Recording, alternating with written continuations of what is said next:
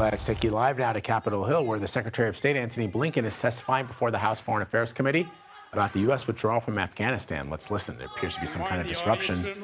Let's watch. Disruption of committee proceedings is against the law. Holding up signs or making verbal outbursts during the proceedings is disruptive and will not be tolerated. Any disruption will result in a suspension of the proceedings until the Capitol Police can restore order. This includes the raising of hands and other forms of disruption. With that, I now recognize the Secretary. Thank you, Mr. Chairman. And just to say how much I've valued and appreciated working with you these past 4 years, the dialogue that we've had, including with this committee, where we've agreed, where we've disagreed, including on Afghanistan. I want to recognize everyone who served in Afghanistan, including on this committee. Our thoughts are with the Gold Star families of the 2,461 American service members, as well as State Department and USAID employees. Stop killing kids in Gaza! I have young kids. You're a father. I don't know how you can sleep at night when you're killing so many kids in Gaza. The committee will suspend while the Capitol Police restore order to this committee. The gentleman will continue.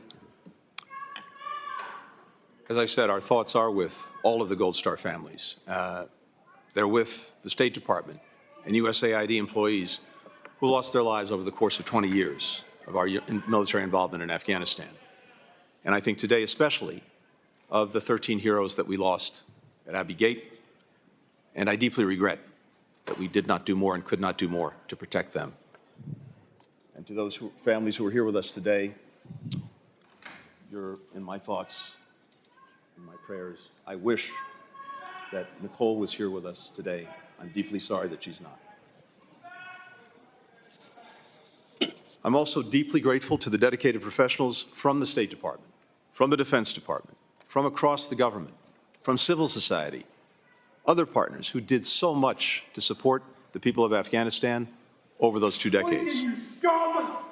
What if your victims of suffering? Committee will come to order. People will never let you forget. Committee will suspend You've while killed the Capitol hundreds of thousands Police in your cozy little restore office. order. You fucking slide back. Committee will come to order.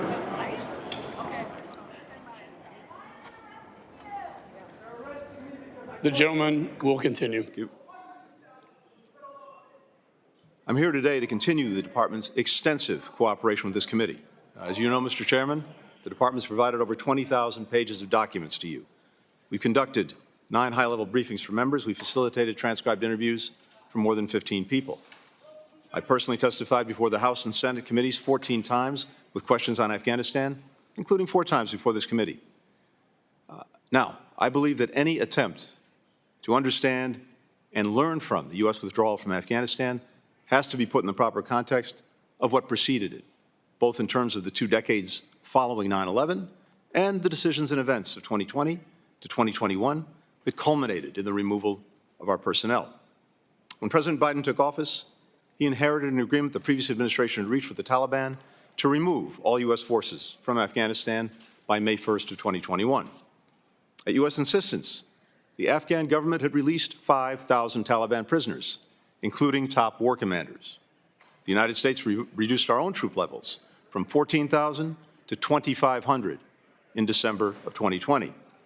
In return, the Taliban agreed to stop attacking U.S. and partner forces, to refrain from threatening Afghanistan's major cities, and to pursue intra-Afghan negotiations toward a ceasefire and a political settlement.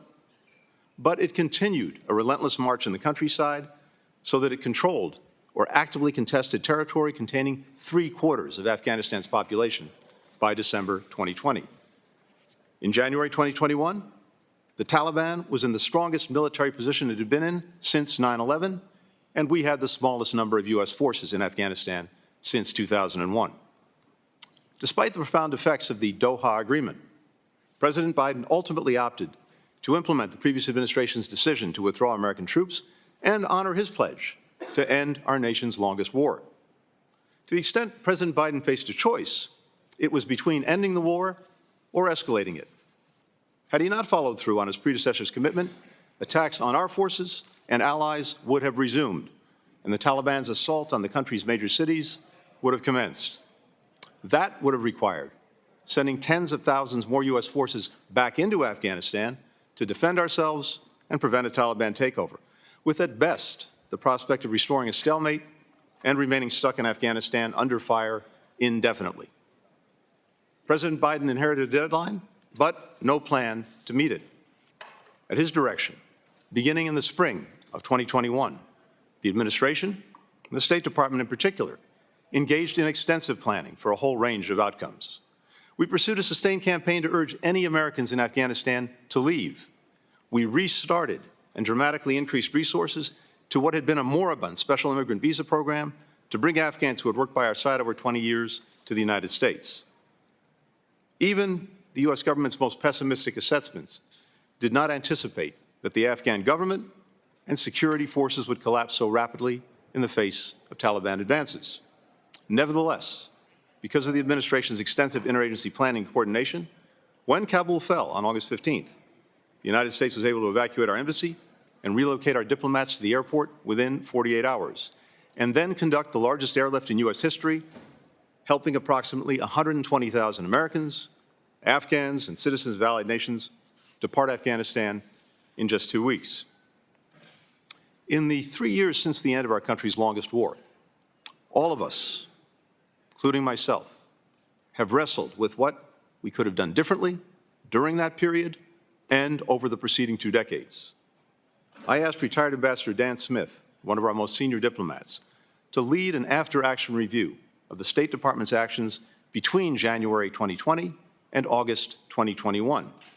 In response to Ambassador Smith's report, the Department has taken more than 40 concrete initiatives and identified steps to guide our response to future crises.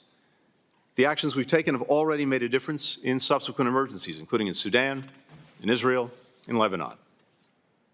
Even as we work to address the places where we fell All right, short. folks, you've been watching the Secretary of State Antony Blinken testify on Capitol Hill about the withdrawal from Afghanistan. If you were watching from the very beginning with us, you will notice, or you will have noticed, that his testimony was interrupted by protesters several times. Of course, Republicans have criticized the Biden administration's withdrawal from Afghanistan. We're going to continue to monitor this hearing and dip back into the testimony over the next several hours. So stick around for that.